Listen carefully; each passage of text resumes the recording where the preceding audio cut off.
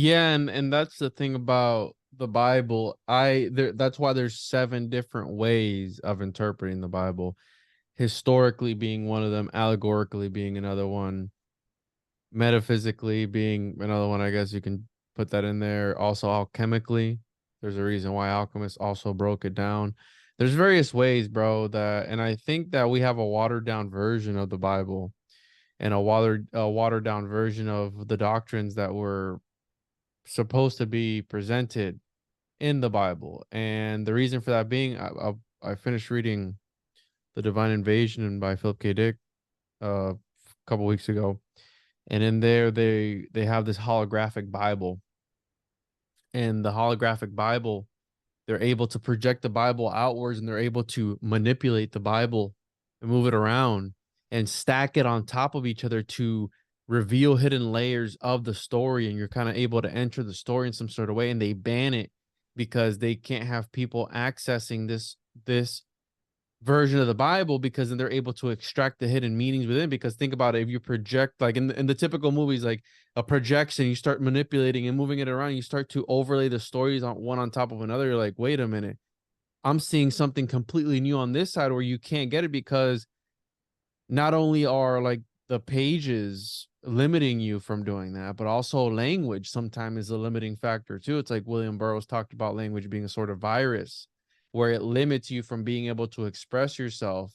And sometimes we find the word, we struggle to find the word sometimes to explain things, even experiences, right? Like any sort of experience. And I think that's a very big limiting factor when it comes to a lot of phenomenological experiences, where phenomenology is you're experiencing it. So if Mark got abducted and the space aliens probed his ass or something, guess what? That was real to Mark. Mark was the one that got probed.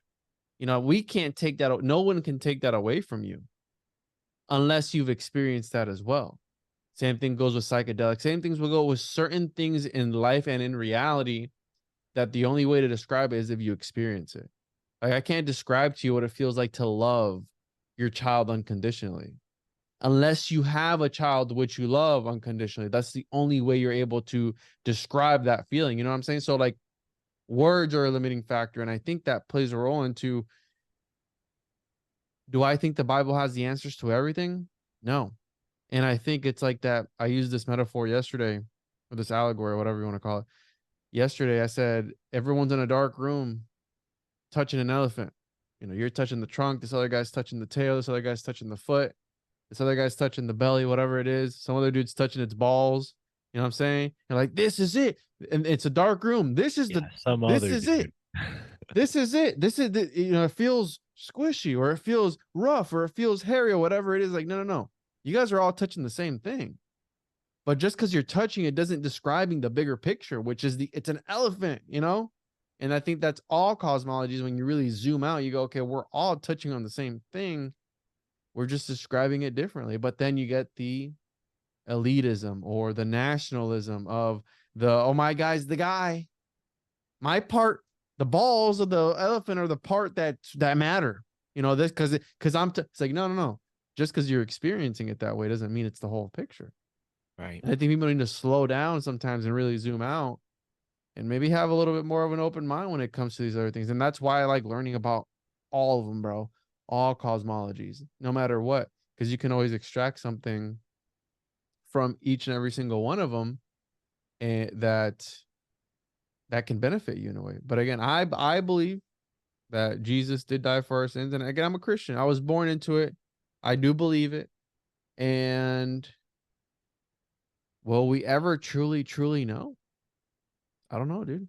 I don't know. But if I just wonder anything, if I just wonder if it's not like, and please, Christians in the audience, do not be offended by what I'm about to say, because I could see how what I'm about to say might get taken the wrong way. But in terms of humanity as a global collective consciousness, I just wonder if Christianity and Judaism and contemporary religions that are monotheistic, because there was a time in human history where everybody was like, all right, monotheism is the way. Like it was, kind of a historical event, right? That you can track across multiple different cultures. It happened in the East, it happened in the West. But I wonder if that doesn't show us like that religions are meant to be understood in stages, the same way that you wouldn't want your child to have training wheels on his bike his whole childhood. Those are only for the first few days he's learning to ride a bike, or maybe months or whatever, right? When they're too young to balance themselves. But once they're off and going, you don't keep the training wheels on. And again, I'm not saying Some Christianity kids is do though, training bro. wheels or anything like that, but I just wonder if we shouldn't be attached to these ideas and concepts um outside of their time contextual framework. Things like morals don't don't conform to time and context. Morals are morals, right? The way you treat people is, something that I think even a million years from now, if there are physical beings interacting with each other, You think aliens have morals, bro? well, I think there's a, You think they yeah. have manners? Like, oh, Well, you can sorry, call it morals, you can call it laws, you can call it, a code of honor. I mean, code of different honor. cultures have different ways of relating to each other socially. But yeah, no matter what culture it is, Christianity or not, there's usually a moral hierarchy that is it's not really affected by time. Like you don't evolve out of those kind of Yeah. concepts, right? No, Is that I get what you're saying. But what a better way to shatter that? And I'm gonna send you this Terrence McKenna lecture or talk that I was listening to today, where he's talking about the UFO and the extraterrestrial phenomenon, and how the extraterrestrial, they might be using it to take people away from that Christ point of view, worldview. Because if you think about when the church started to influence reality and history and government and all that stuff, it's been a long time. And that they're going to use the alien, the extraterrestrial, to shock people out of that way of thinking. mm. And I mean, what a better way, bro? If you wanted to disprove everyone's, they can disprove God. Let's say, okay, well, people are gonna say that God also did. God create aliens? Like, you know what I'm saying? Like, that's what people are, well, God created them too. You know, but what a better way than for the government to come out and be like, listen, these are the ETs or whatever it is. If they are real blood and bones, who knows? But this is them, and they actually created us. Like the movie Prometheus. We're talking about movies and planting thoughts and ideas, and they're planting memes, which is the smallest form of an idea, essentially. And memetics is the spread of information. So that's that they are seeding us with this memetics, right? They're just seeding us with all these movies and all these ideas. In Prometheus, bro, there's no God in that movie. The God is the engineers. They're the ones that made us and then planted us and seeded us in the right. He turns into the black goo and then goes in the water and it starts to develop and spread out and all that stuff. That would shock people out of a lot of things. I mean, some people wouldn't believe it, Well, if but you look at sci-fi, I mean, there's tons of sci-fi that has like all sorts of interesting parallels to the real world. But I like to, I don't disbelieve aliens. I think there's tons of evidence you for don't the think they're faking gay? Pleiadians.